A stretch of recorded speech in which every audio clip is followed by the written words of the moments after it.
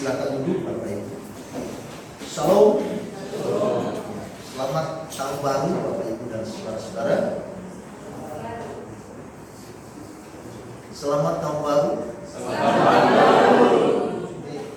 Ini baru 14 hari tapi rasanya sudah mau mengakhiri tahun lagi gitu ya. Ya, jadi artinya bahwa ada resolusi, ada semangat, ada ketetapan hati yang tentunya telah Bapak Ibu bangun. Ya. Nah karena itu mari kita membaca firman Tuhan di dalam kitab Yesaya pasal 50 ayat yang keempat. Yesaya pasal 50 ayat yang keempat. Karena ini satu ayat saja, maka saya mengajak untuk kita membaca bersama-sama dengan suara yang keras. Yesaya pasal 50 ayat yang keempat. Demikian firman Tuhan. Tuhan Allah telah memberikan kepadaku lidah seorang murid, supaya dengan perkataan aku dapat memberi semangat baru kepada orang yang letih lesu. Setiap pagi ia mempertajam pendengaranku untuk mendengar seperti seorang murid. Tuhan Allah telah memberikan kepadaku lidah seorang murid, supaya dengan perkataan aku dapat memberi semangat baru kepada orang yang letih lesu. Setiap pagi ia mempertajam pendengaranku untuk mendengar seperti seorang murid. Berbahagialah kita saudara-saudara yang telah membaca firman Tuhan ini, dan kita adalah orang yang lebih berbahagia yang menerima firman Tuhan dengan sukacita, menyambut firman Tuhan sebagai nasihat yang memperkuat, yang mempertajam, yang meneguhkan hidup kita. Dan berbahagia mereka yang tidak saja mendengar, menerimanya, tetapi mereka melakukan. Saudara-saudara, setiap kita memasuki tahun yang baru atau menjalani tahun yang baru, biasanya kita ada resolusi seperti tadi saya katakan. Ada sebuah ketetapan hati, ada kerinduan, ada keinginan yang hendak mau dicapai dan dilakukan. Namun hal yang harus kita perhatikan adalah bahwa tidak mungkin semua itu akan berjalan kalau tidak memiliki semangat untuk melakukannya. Betul? Tidak mungkin resolusi hati kita, ketetapan hati kita, kerinduan hati kita untuk melakukan, untuk mencapai sesuatu akan tercapai kalau tidak didasari dengan semangat untuk melakukan. Misalnya, saudara punya cita-cita tahun ini akan meraih sesuatu dengan baik, tetapi di dalam saudara menjalaninya dengan tidak ada semangat. Saudara melakukan dan mengerjakannya dengan begitu saja, kira-kira apakah itu akan tercapai? Lebih sulit tercapai. Karena itu saudara-saudara, maka kita membutuhkan semangat untuk mengerjakan, untuk melakukan sesuatu yang hendak ingin kita capai, yang hendak ingin kita lakukan di dalam kehidupan kita. Nah saudara, dalam Kamus Besar Bahasa Indonesia, ya, semangat itu artinya apa? Sebuah perasaan hati, sebuah ungkapan hati, kemauan, gairah untuk bekerja, berjuang, dan seterusnya. Itu yang disebut dengan semangat. Maka melalui firman Tuhan yang kita baca pagi ini, Tuhan memberikan kepada kita sebuah rahasia. Bagaimana kita menjadi seorang hamba-hamba Tuhan yang bersemangat. Saudara ingat, hamba Tuhan yang dimasukkan di sini, ini tidak saja berbicara kepada jabatan seorang hamba Tuhan, tetapi setiap orang Kristen, Alkitab mengatakan kita adalah hamba Tuhan. Orang Kristen adalah hamba Tuhan. Jadi yang disebut hamba-hamba Tuhan itu bukan hanya menjurus atau berbicara kepada jabatan, tetapi ini adalah panggilan orang Kristen. Jadi orang Kristen itu siapa? Hamba Tuhan. Orang Kristen itu siapa? Hamba Tuhan. Kenapa dia berbicara hamba?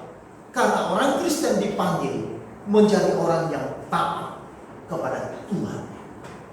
Itulah sebabnya Kristen itu berasal dari kata Kristus. Ya. Saudara-saudara, artinya orang yang mengikuti Kristus, orang yang berjalan bersama dengan Kristus, orang yang mengikuti apa yang menjadi pikiran, apa yang menjadi perasaan, apa yang menjadi kemauan dari Kristus. Itu orang Kristen. Makanya setiap orang Kristen disebut sebagai apa? Hamba. Amin. Hamba. Nah, saudara-saudara yang kekasih dalam Tuhan, karena itu di dalam nubuatan Yesaya, dia berbicara mengenai seorang hamba Tuhan. Seorang hamba Tuhan yang bagaimana, saudara-saudara? Yaitu seorang hamba-hamba Tuhan yang bersemangat dalam menjalankan kehidupan kita sebagai orang Kristen di tengah-tengah dunia yang penuh dengan tantangan, penuh dengan kesulitan, penuh dengan pergumulan, dan penuh dengan ujian. Semangat adalah sesuatu yang sangat mendasar bagi para hamba-hamba Tuhan, bagi hamba-hamba Tuhan, bagi orang percaya, bagi orang Kristen untuk menghadapi segala macam tantangan, menghadapi segala macam kesulitan, pergumulan dan ujian-ujian kehidupan. Nah, saudara-saudaraku yang kekasih dalam Tuhan, maka di situ dikatakan yaitu bahwa bagaimana menjadi seorang hamba Tuhan sebagai orang Kristen yang bersemangat dalam menjalani kehidupan menghadapi tantangan pergumulan, maka di situ dikatakan kita harus menjadi seorang murid yang sejati. Kita harus menjadi seorang murid yang sejati. Nah, seorang murid yang sejati itu cirinya ada dua.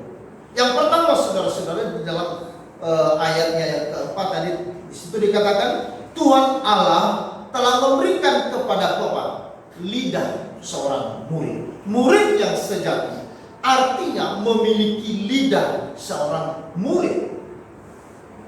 Lidah itu berarti apa? Perkataan atau ucapan yang dapat memberikan semangat yang baru kepada yang patah hati, yang letih lesu, dan memberikan gairah hidup bagi yang putus asa.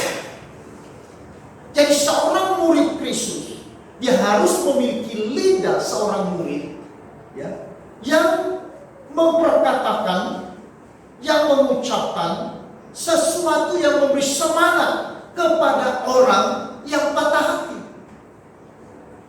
kepada mereka yang sedang letih lesu, dan menambah gairah bagi mereka yang sedang putus asa. Perkataannya harus penuh dengan kasih dan penghiburan. Apabila ia mengadakan kunjungan ke rekannya yang sakit, si sakit akan mendapat semangat untuk hidup. Jangan sebaliknya, saudara. Bisa mengerti? Apabila ia berbicara kepada temannya yang sedang kesusahan, orang yang kesusahan itu akan terhiburkan melalui perkataannya. Jangan sebaliknya. Dengan perkataannya, orang yang susah akan makin susah. Orang yang sakit makin sakit. Orang yang stres makin stres. Kenapa? Mendengar ucapannya. Saudara-saudara, lidah seorang murid adalah lidah yang memberi semangat kepada orang yang lain. Saudara-saudara yang kekasih Tuhan, maka mari kita menjadi murid yang sejati. Kita memiliki semangat hidup untuk memiliki lidah yang memperkatakan, yang mengucapkan semangat yang baru kepada orang lain. Ke depan ini, saudara-saudara, kita terpanggil sebagai hamba-hamba Tuhan untuk kita memperkatakan dan mengucapkan sesuatu yang mengandung berkat. Dimanapun kita ada dan kepada siapapun, kita akan menjadi murid yang sejati. Itu yang mau dikatakan oleh Yesaya, saudara-saudara. Bahwa ketika umat Israel sedang di dalam kondisi yang begitu menderita, maka Yesaya menubuatkan, menjanji mengenai seorang yang akan datang memberikan mereka sebuah kekuatan dan penghiburan, memberikan kepada mereka sebuah semangat di dalam kehidupan itu. Karena itu saudara-saudara, jadi semangat yang baru menjadi vitamin untuk menghilangkan letih dan lesu karena pergumulan. Amin.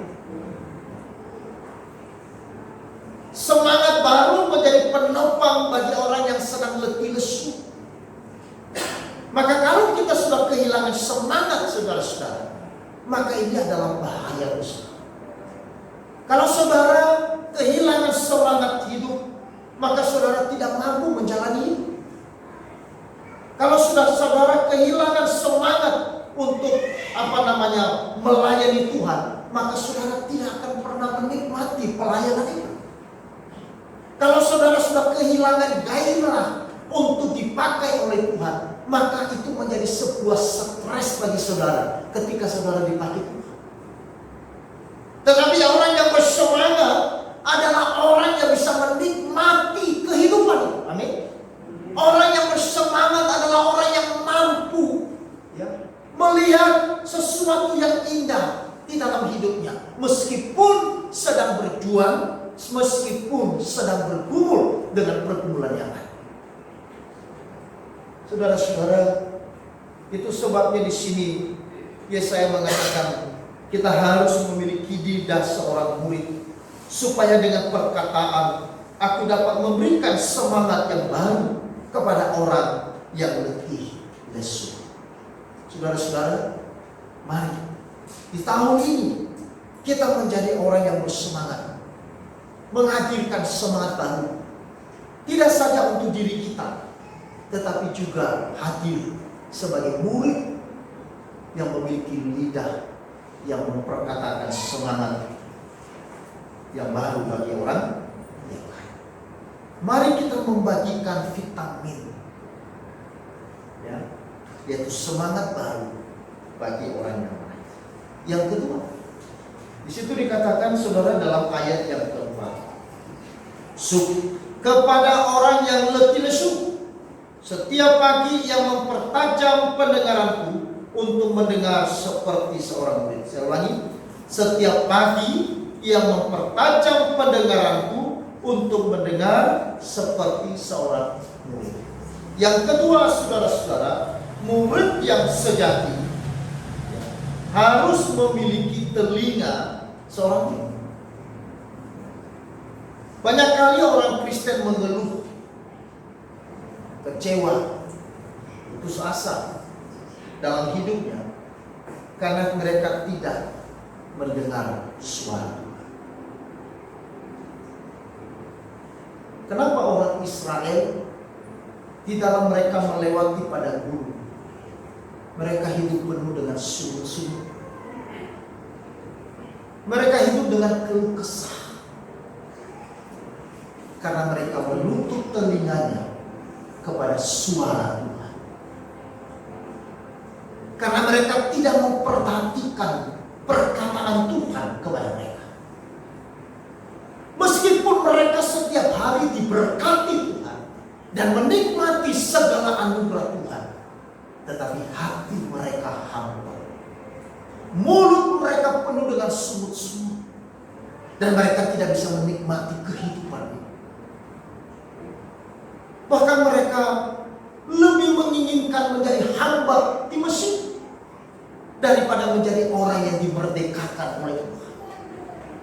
Mereka lebih memandang di sebuah kehidupan di dalam perbudakan lebih enak, lebih nyaman daripada hidup dibebaskan oleh Tuhan. Orang Kristen yang hidupnya mengeluh, orang Kristen yang hidupnya bersungut-sungut, orang Kristen yang hidupnya terus melihat sisi negatif, melihat segala sesuatu dengan kecewa, maka saudara-saudara, meskipun ia setiap hari melihat pemeliharaan Tuhan, tetapi ia tidak akan pernah mampu menikmati berkat itu. Makanya banyak orang diberkati Tuhan sebenarnya, tetapi mereka merasa tidak diberkati Tuhan. Banyak orang diberi kesehatan oleh Tuhan, tetapi mereka tidak bisa melihat bahwa itu adalah berkat. Tadi pagi jam 4 saya bangun. Lalu kemudian tiba-tiba di Facebook itu ada rekaman daripada istri saya. Rekaman waktu dia sakit. Saya dengarkan karena muncul. Dia katakan kalimat begini. Videonya ada. Saya tidak tahu siapa yang ada di saat itu. Tapi jelas banyak orang, karena di video itu banyak orang. Amin. Dia katakan, jangan kamu bodoh. Tuhan telah memberkati kita dengan nafas. Tuhan memberi nafas kepada kita, tidak begitu. Itu berkat. Saya pikir itu luar biasa. Mungkin saat ini ada orang yang sedang ada di ruang ICU, mengenakan oksigen sebagai bantuan untuk dia bernafas. Maka kalau saudara dan saya hari ini dengan leluasa kita bisa menghirup udara, dengan leluasa kita bisa bernafas, dengan sebebas-bebasnya, dengan sepuas-puasnya, itu berkat. Amin. Seringkali kita tidak melihat berkat Tuhan karena hati kita penuh dengan rasa bersyukur. Saudara-saudara, karena itu di sini dikatakan oleh Yesaya, seorang murid yang harus memiliki telinga yang tajam dan peka untuk mendengarkan suara Tuhan. Karena hanya dengan suara Tuhan atau firman Tuhan kita memiliki semangat yang menggerakkan hati kita dan seluruh hidup kita. Karena itu kita harus mengambil waktu dan memberi waktu kita untuk bersekutu dengan Tuhan setiap hari, saudara. Saya tidak tahu apa yang menjadi ketetapan hati saudara dalam memasuki tahun yang baru ini. Kalau mungkin tahun yang lama kita kehilangan waktu, kita habiskan waktu kita untuk diri kita sendiri, dan kemudian kita sama sekali tidak ada waktu untuk bersekutu dengan Tuhan. Tidak ada waktu sedikit pun untuk mendengarkan suara Tuhan atau membaca renungan firman Tuhan. Mari, ada kesempatan yang masih Tuhan beri. Mari kita ambil ketetapan itu, resolusi kita di tahun yang baru ini. Untuk apa? Tuhan, aku mau memberikan waktuku 5 menit sehari, membaca renungan firman Tuhan, mendengarkan suara. Kalau setiap hari kita mendengarkan suara Tuhan, maka kita akan peka suara itu. Kalau saudara selalu atau biasa mendengar suara orang, maka saudara akan peka itu suara siapa. Betul ya?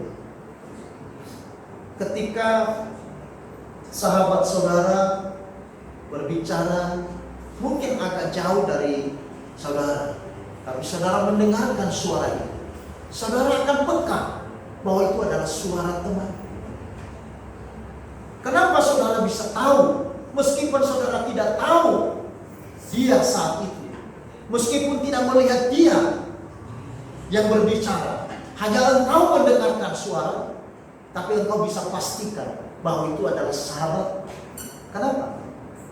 Karena saudara sering mendengarkan suara itu. Saya mau tanya, apakah ada istri di sini yang sama-sama mendengar suara suaminya?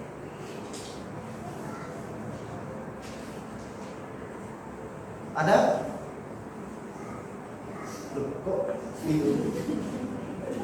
Saya takut istri tidak bisa dengar, tidak bisa melihat warna suara suami. Hati-hati saudara. Sebaliknya suami tahu enggak suara istrinya?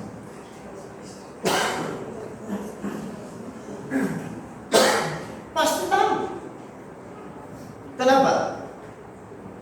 Karena itu orang yang setiap hari engkau dengar suaranya, apakah waktu dia berbicara dengan lembut? Apakah waktu dia berbicara dengan cerewet? Apakah waktu dia marah-marah kepada saudara? Ya toh? Tapi jelas suara itu ada. Karena itu adalah orang yang dekat dengan saudara.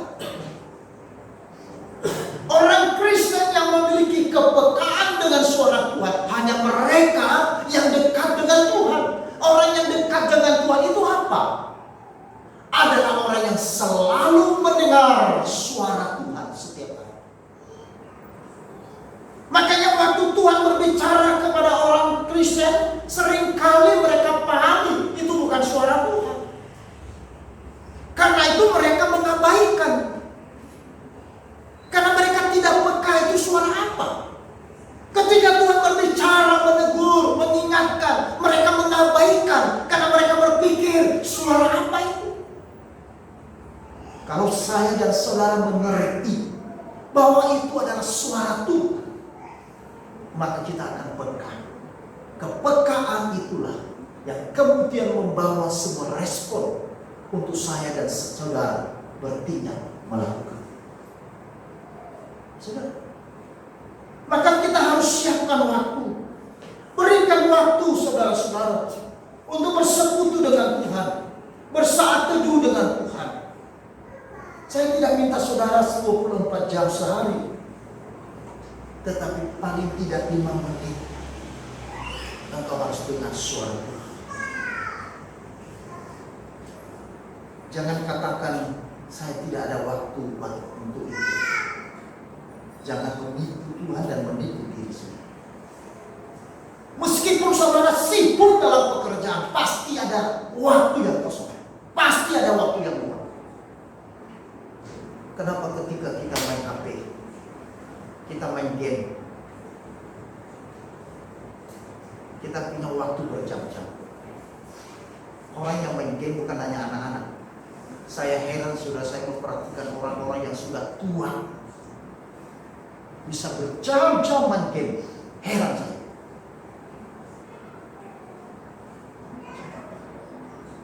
Bukan hanya anak-anak.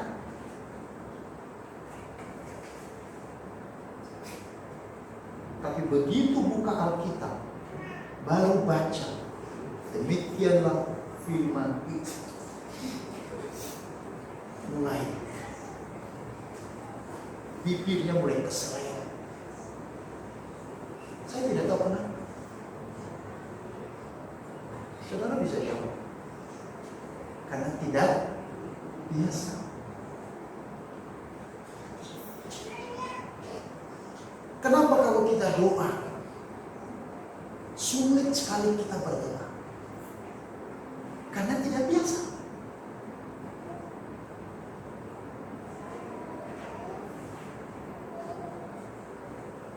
Kita doa 1 menit aja merasa lama sekali. Padahal baru 1 menit. Atau ada orang yang berdoa, sulit sekali kita tutup mata. Di dalam doa pun kadang-kadang kita main. Saudara-saudara, ini yang perlu kita koreksi. Kita jujur di hadapan Tuhan, termasuk dengan saya.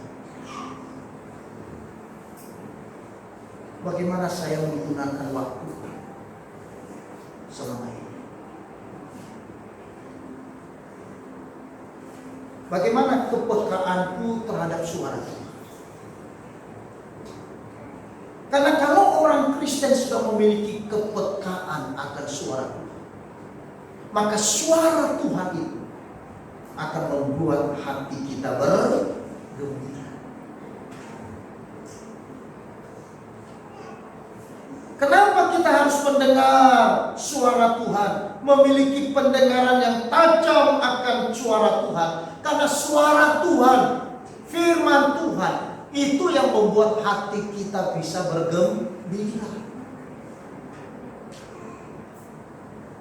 Di dalam firman Tuhan tadi dikatakan di mana ini? Sabda pembukaan, hati yang gembira membuat muka berseri-seri, tetapi kemudian hati mematahkan semangat. Jadi yang membuat hati bergembira itu apa? Bukan karena mengenang lotre, ya mungkin gembira, tetapi itu sesaat.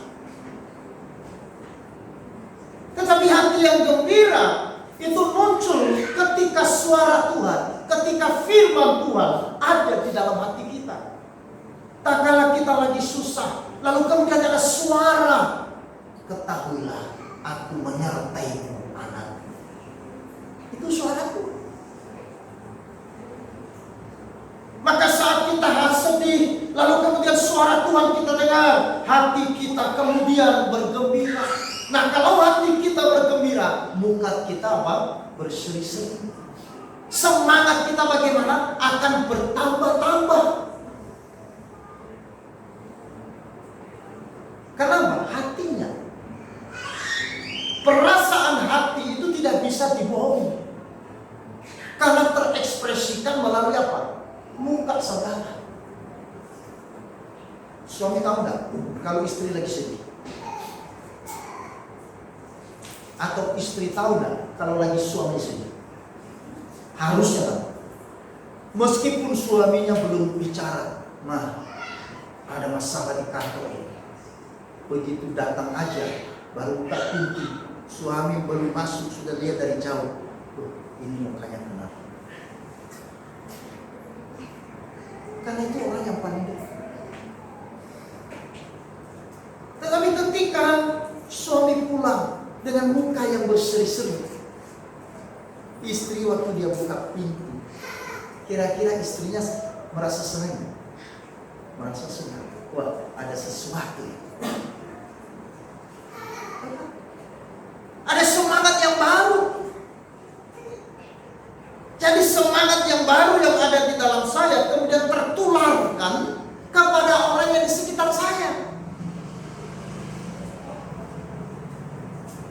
Makanya kalau suami wajahnya setiap hari seperti Kades, maka istri lama-lama juga akan seperti Kades. Atau sebaliknya. Karena itu kita harus melihara hati kita, saudara. Karena segala sesuatu itu bersumber dari hati, amin. Dari hati. Ketika hati kita gembira, maka itu adalah obat. Makanya di Sangla itu, saudara, ya, di ruang Mahotama ya, di ruang Mahotama itu, di pintu liftnya itu luar biasa. Ayat firman Tuhan ditulis, hati yang gembira adalah obat. Padahal itu Alkitab. Coba nanti cek pula dari sini ke ruang Mahotama. Karena saya pastikan, karena saya sering masuk di situ dulu. 6 bulan saya ada di sana, di Sangla. Hati yang gembira adalah obat. Tapi semangat yang patah mengeringkan tulang, mengeringkan tulang. Makanya di dalam ilmu kesehatan, saudara, orang yang kehilangan semangat, orang yang patah hati, tulang-tulangnya itu akan remuk. Coba kalau saudara lagi stres, badannya semua pegal, mulai dari kepala sampai ujung kaki, semua, betul kan? Badannya terasa lemas kan? Saya pernah mengalami hal itu. Gerakan aja susah. Rasanya tulang-tulang kita ini semua patah. Ini bukan berbicara tentang tentang sesuatu penggambaran. Tetapi ketika Amsal ini ditulis, dia mau menyampaikan juga sebuah fakta bahwa hati yang gembira itu adalah obat. Semangat yang patah itu mengeringkan hati, saudara. Karena itulah kita harus mendengarkan suara Tuhan. Kita harus pertajam kita punya telinga untuk mendengar suara Tuhan. Kita harus bersihkan telinga kita untuk selalu mendengar dengan baik. Kenapa? Karena dengan kita mendengarkan suara Tuhan, kita akan terhindar dari apa? Yang pertama, kepedihan hati. Amsal 15 ayat 13 tadi, hati yang gembira membuat muka berseri-seri, tetapi kepedihan hati mematahkan semangat. Jadi kalau kita mendengar suara Tuhan sehingga membuat hati kita bergembira, kita terhindar dari apa? Kepedihan hati. Kalau orang Jawa bilang loro hati. Kepedihan hati. Yang kedua, kalau kita mendengarkan suara Tuhan membuat hati kita bergembira, kita terhindar dari apa? Keputusasaan. Amsal 17 ayat 22. Hati yang gembira adalah obat yang manjur. Nah, saudara luar biasa. Obat yang manjur. Bukan obat biasa. Jadi hati yang gembira adalah obat yang manjur, dan ini telah diteliti secara ilmu kesehatan bahwa hati yang gembira itu adalah obat yang manjur, lebih manjur dari obat dokter. Makanya selalu dokter berkata apa? Yang tenang Pak, yang tenang Bu. Tadi malam teman saya bersaksi di Surabaya. Dia katakan begini, sore dia ditelepon untuk kunjungan kepada orang Kristen, tetapi orang Kristen ini tidak berjemaat, tidak ada gereja, sudah lama tidak bergereja. Nah sekarang dia sedang sakit. Sakitnya apa? Diabetes. Kakinya sudah dipotong, matanya sudah lupa sakit, kemudian ginjalnya sudah mau senin ini mau sudah dicuci cuci darah, dan dia tidak bisa berdiri lagi karena dia. Maka yang dipikirkan oleh bapak ini apa? Nanti siapa yang kubur saya? Bagaimana istri saya? Ini orang kaya, kaya sekali, tetapi tidak berjemaat, tidak bergereja. Karena mungkin selama ini dia pikir, buat apa pergi ke gereja? Saya bisa berbuat segala sesuatu. Saya punya uang, saya punya perusahaan, saya punya ini. Tapi ketika dia sudah di ruang ICU, baru dia sadar bahwa dia butuhkan gereja.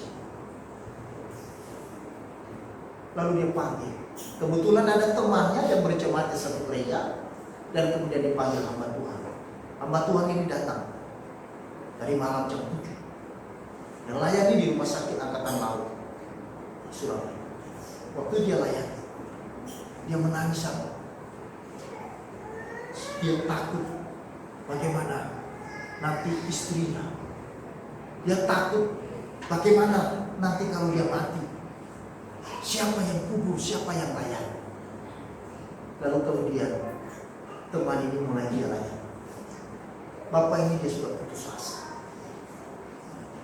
Tapi kemudian teman ini berkata, Pak, Bapak harus bersemangat.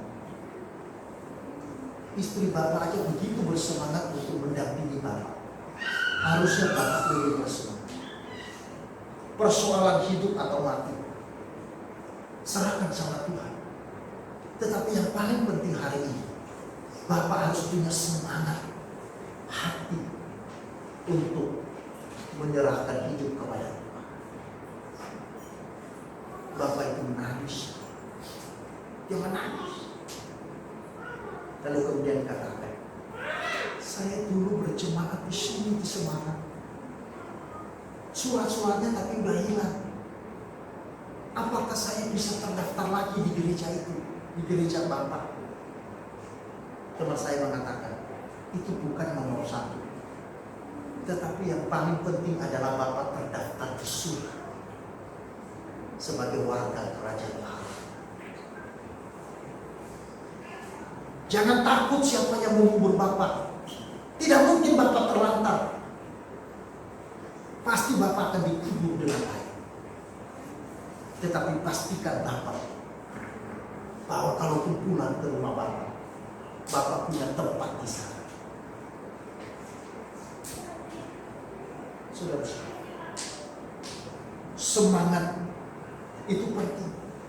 Karena orang kalau sudah putus asa, maka dia tidak mampu melihat sebuah realitas, sebuah jalan keluar. Bahkan dia mungkin sudah tidak mampu melihat Tuhan yang berkuasa di atas semua. Karena itu Amsal Salomo mengatakan, milikilah semangat supaya kita apa? Terhindar dari keputusasaan. Saudara, mari kita menjalani tahun baru ini dengan hati yang penuh semangat yang baru, keyakinan akan janji Tuhan, dan tekad untuk hidup lebih berkenan kepada Tuhan, lebih mengasihi Tuhan, lebih melayani Tuhan, lebih memberi diri kepada Tuhan dalam setiap langkah hidup kita. Maka disitulah kita akan melihat kuasa Tuhan, dan kita akan menikmati kebaikan Tuhan dalam hidup kita. Jadilah murid yang sejati, yang memiliki lidah yang terus membawa suara, memperkatakan semangat yang baru kepada diri kita ataupun kepada orang di sekitar kita. Dan yang kedua, milikilah pendengaran yang berkadar tajam akan suara, sehingga dengan itu hati kita akan terus diperbaharui oleh Tuhan. Hati kita akan terus dibangkitkan di dalam semangat yang baru. Hati kita akan tetap bergembira, sehingga membuat kita menikmati sukacita.